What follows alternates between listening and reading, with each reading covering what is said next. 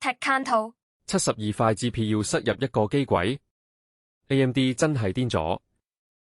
AMD Helios 機櫃塞滿72塊 MI455X GPU 同31TB HBM4 記憶體 ，FP4 算力 2.9 exaflops，直接挑戰 NVIDIA NVL72。AMD 今次真係同 NVIDIA 正面交鋒。黑客攻入醫療系統，病歷處方全被盜。總部喺愛丁堡嘅 Craneware 被黑客入侵，盜走客戶資料。美國成千上萬間醫院藥房用佢哋軟件管病歷，影響好大。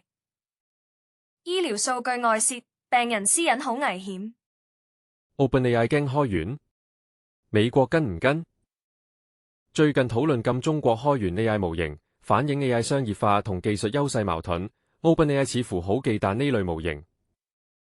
開源定封閉 ，AI 未來邊條路？ Samsung 出摺機 Watch Ultra 2。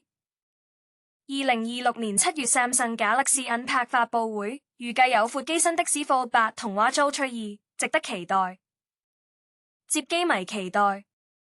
YouTube 出手 ，AI 垃圾片無錢賺。YouTube 更新盈利政策，明確界定 AI 劣質片同令人不安影片唔可以賺廣告費，以後 AI 垃圾片難有收入。創作者要留意，唔好再做點擊有利。黑客一 delete， 全國土地紀錄清零。黑客惡意攻擊，將羅馬尼亞全國土地註冊資料庫完全刪除，影響全國物業紀錄，認真大件事。物業紀錄全無，真係大災難。訂閱我哋，再見。